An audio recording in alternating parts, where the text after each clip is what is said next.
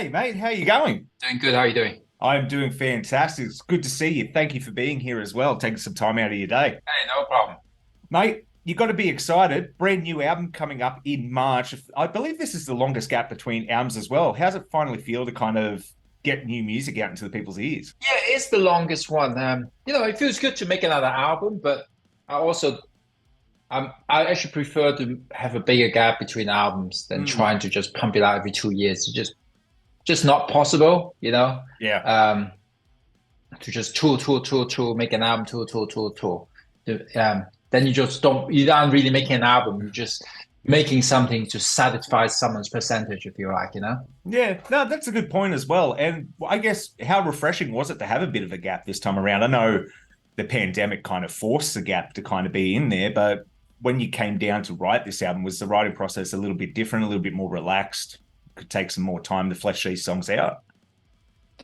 I mean, we've been busy the whole time, making content on YouTube and on Twitch. Yeah. So that gap made it, we it's how would I say it?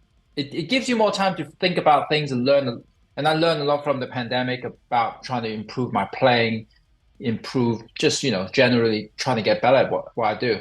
So it feels like even after all this gap, we didn't have enough time to set up this album. It's like we finished it on time-ish, sort of.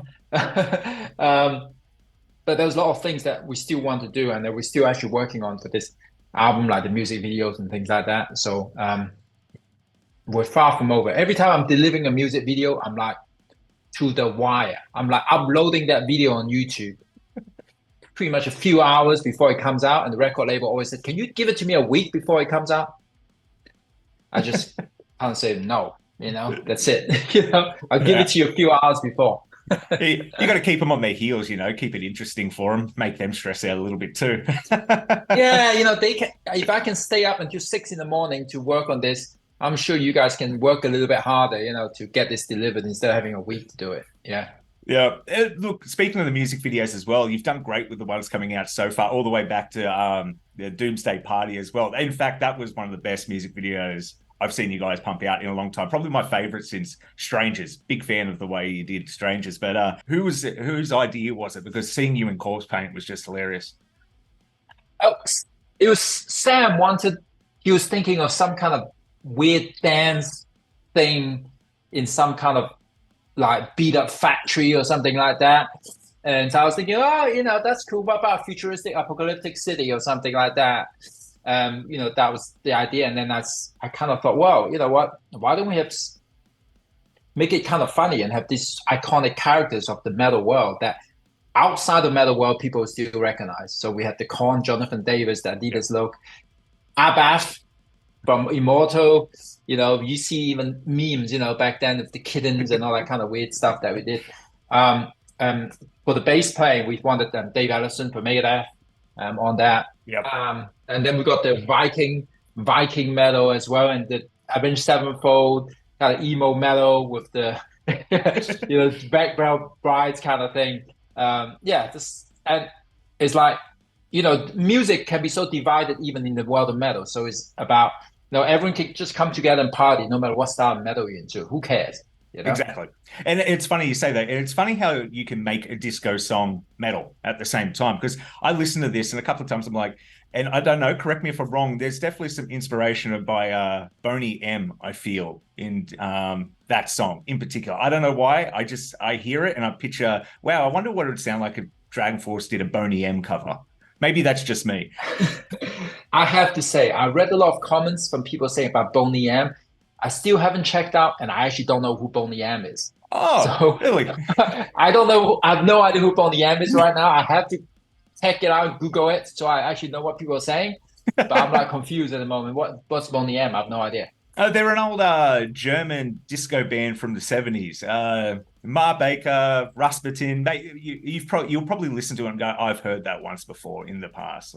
So but yeah, that's crazy. It's just well, you captured the power of disco and that era without even really knowing the band. So well done. That's impressive. Speaking on the album as well, I love that you guys have kind of embraced the whole video game aspect, because I think DragonForce and video games fans just go hand in hand. I know I discovered you guys from Guitar Hero, and I'm sure a lot of people discovered you guys from Guitar Hero. How was that, looking back at the old Guitar Hero days, because that was just a whole new medium of way to release music to the people, or at least get discovered, that I guess unfortunately doesn't exist anymore. But I don't know, how was that coming up in the Guitar Hero era, if you will? Uh, the Guitar Hero 3 definitely have done a lot of great things to us. And to be honest, way more positive than any negative people want to say about. Um, and it just, how to say, I hear different story as the years have gone past. At the beginning, people talk about, obviously it inspired a lot of people to play the guitar and all that. And now I hear about people having incredible memories from playing that song, or going to DragonForce concert, playing video games with their brother, with their sister, with their parents, and it's just gonna bring some special memories for them. So we're lucky that that song is really part of an era, of a lot of people's lives. And now I see fans that come to the show, and it's the first DragonForce show. They like in their 20s, like early 20s, and I go, and they heard that song when they're like 5, 6 years old. They were playing that song then. They couldn't go to a show until like now, like in the early 20s. It's kind of funny, Yeah, it's kind of bizarre, because it feels like it's a whole generational gap almost from Guitar Hero. And to see, and I guess my little brother's the same. He played your song when he was 5, 6 years old on that Guitar Hero better than I ever could. But yeah, it's just kind of crazy how that was a whole phenomenon that's just not there anymore. But it did a lot of good for the world of metal, especially for you guys as well. And speaking of the video games, on this album, you've got a Legend of Zelda inspired song. Are you a big fan of the Zelda series yourself? Yeah. We everyone in the band have played Zelda, obviously. Yes. So from the new stuff to the old stuff. That song, since it's called Power the Triforce, and I'll show you what a nerd I am in Zelda, is obviously more about the old games, because the new games, the Triforce is like a distant past. They don't even know it ever existed, right? The Zelda storyline is so complicated. So that's more inspired by like Link to the Past, those kind of games, the older games. Yeah. Do you have a favorite of the older Zelda games? I know it's hard to kind of pick a favorite. I would say it's Link to the Past. There's something special about that game. I played it on I think it was a Game Boy Color. Yeah. Yeah, the color, that one. I remember me playing it, even my sister was playing it. Yeah. Yeah, no, well, it's crazy how long Zelda's been going around for. I forget how long that game's been around and still inspiring people. And you guys are no stranger to that. But getting onto it as well, mate, you have got a huge album, big tour with Amaranthi. You're doing Vacan, all that stuff. Any plans of making your way back down to Australia anytime soon? Because you guys, I don't think have been here since 2017. I think was when I last saw you. Yeah, it has been a while, and we do want to make it down there. And we have had lots of conversations about how we can make it happen.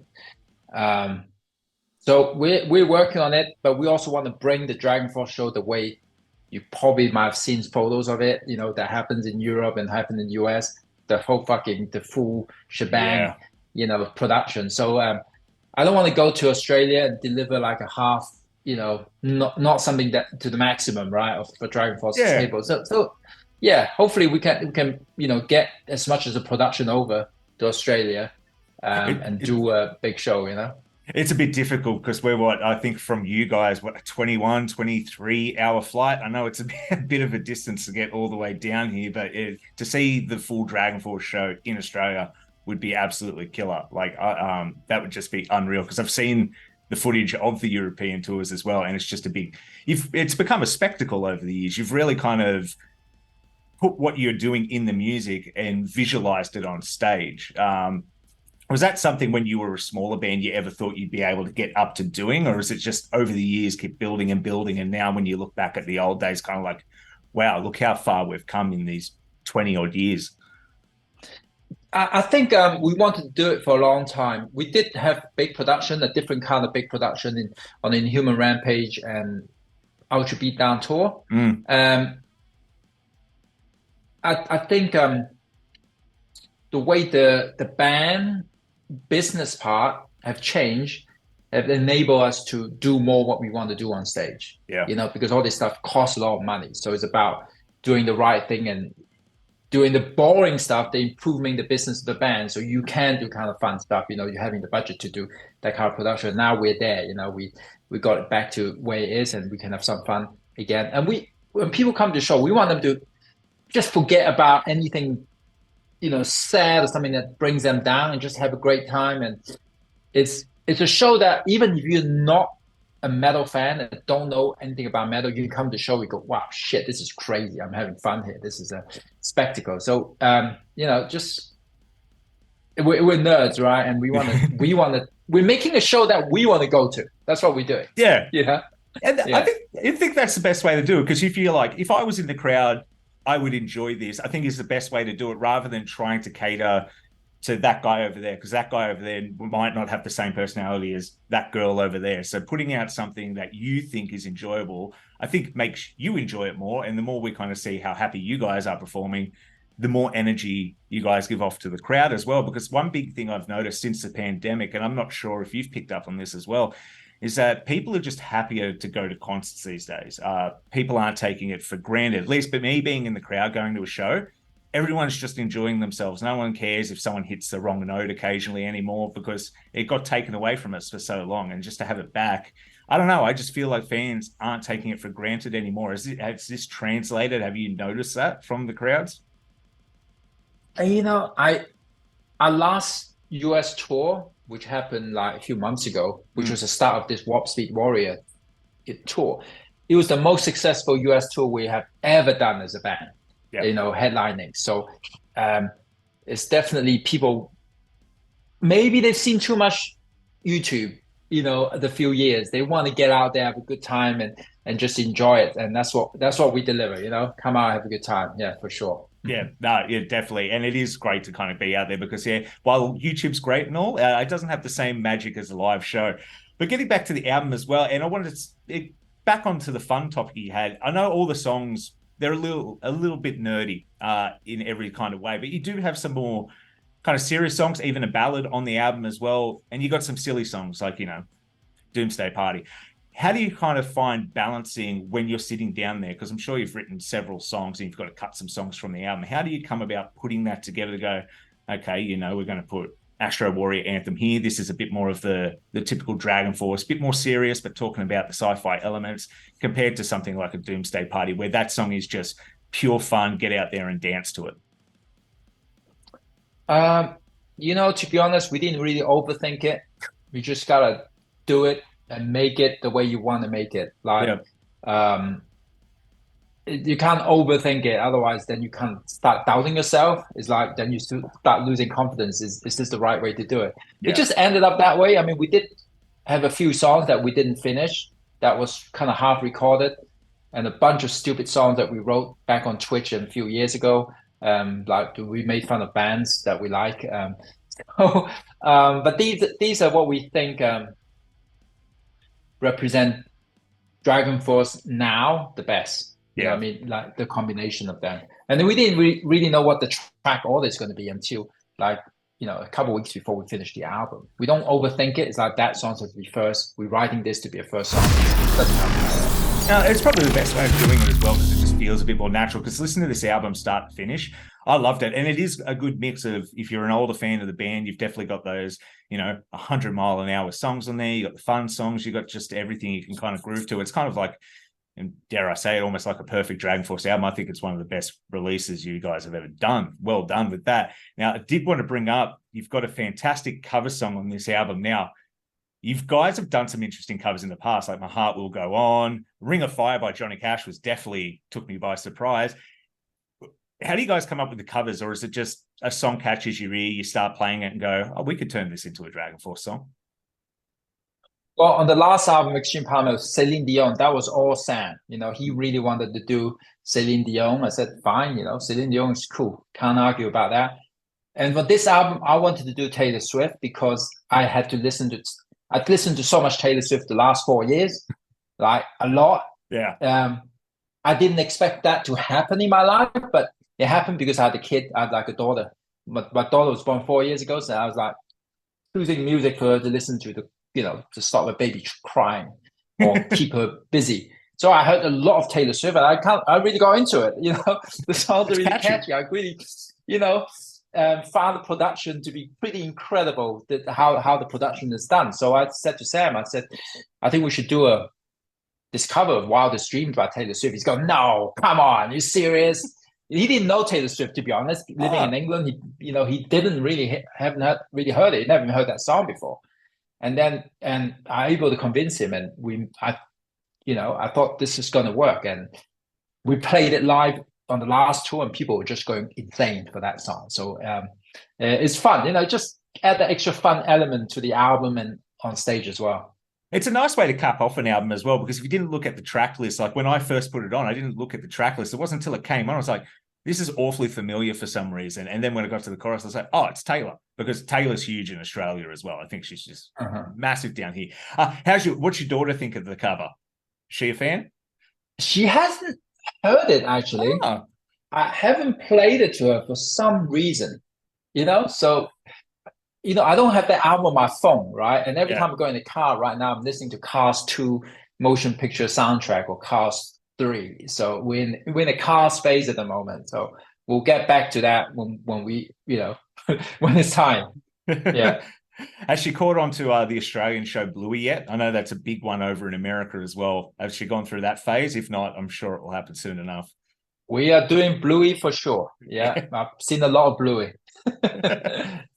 Oh, that's great, mate. And Twitch, I just wanted to touch on that real quickly, because we all know we go over to YouTube, we see all the YouTube videos, getting on Twitch. How do you feel getting into that to begin with? Because I know some musicians, when they've gone onto Twitch, Matt Heafy's a good example. When he first started, people would stay to just watch the music side of things. But when he wanted to talk about video games or play video games, that's when his stream dropped off. But that changed. Now he keeps the stream the whole way through. And I believe you're doing the same thing. Did you experience that? Guys, stick around. We'll play some video games. We'll kind of get into it a bit more. Or was it just a bit more natural? Because DragonForce, I guess, is a bit synonymous with video games in general. Funny enough, last week I said, oh, we're going to come back and play some games again. And people go, yes. Is I haven't played enough games because I was making the album. Yeah. So I think with DragonForce fans, like you said, we do so much video games.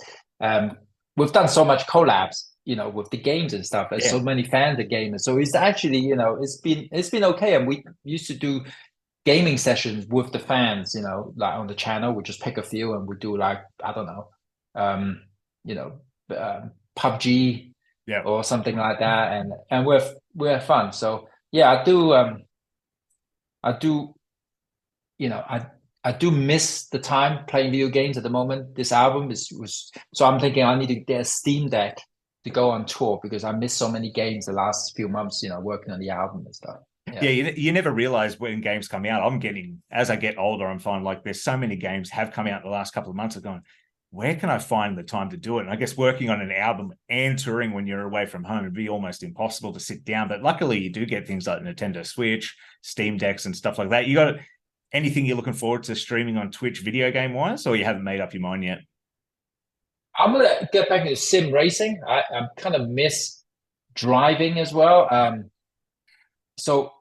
My wife got me this gift, like, I don't know, 2 years ago, to do the Porsche experience, where you go to Porsche and drive a 911 GT3. And it's kind of like, I finally did it like a couple of weeks ago. And I was like, oh, I guess I got to drive my car again. I have like a 911, but I haven't driven it for 4 years barely. I've done like 1,000 miles on it the last 4 years. So it's like, fired me up to do again and play some sim racing and do some more fast stuff. Fast playing, fast driving, It's fun. It goes hand in hand, so why not? It's perfect reason to do it. But mate, thank you so much. It's been an absolute pleasure to have you here as well today. Is there anything you wanted to say to the fans out there, especially the Aussie fans, about the new album? It is out March 15th. I cannot wait for everyone to hear it. You've got some interesting guest stars on as well. I won't say who they are because I don't think they've been released yet, but it's very exciting. I think people are in for some pleasant surprises there as well. Yeah, you know what? All you guys in Australia, thanks for support. And just, message me. Message on the YouTube. write down where you want us to come and play. Tell us the city. Don't just say Australia. It's a big place, and let us know. The more we hear about it, the more we can tell. We can make this happen. So Yeah. let us know. Comment. The power of the fans really make a big difference. By the way, It's the algorithm too. The more people type Sydney, Melbourne, Brisbane, Perth into that search, it's like, oh well, these numbers do come up when we're searching for a long time. So don't just say Australia. You're right. Tell us, because it is a big country. We've got a lot of ground to cover. So if you want to see DragonForce and you're in Perth, comment, please come to Perth. It's exactly what you got to do. You're 100% right. Awesome. Well, thank you for that, mate. You have the best of days. Cannot wait for the new album. Can't wait to see what music videos are in store as well. But until then, you have a great one. Thank you. Thank you you for the mate. interview. No, thank you. Appreciate it. Great. Cheers, dude.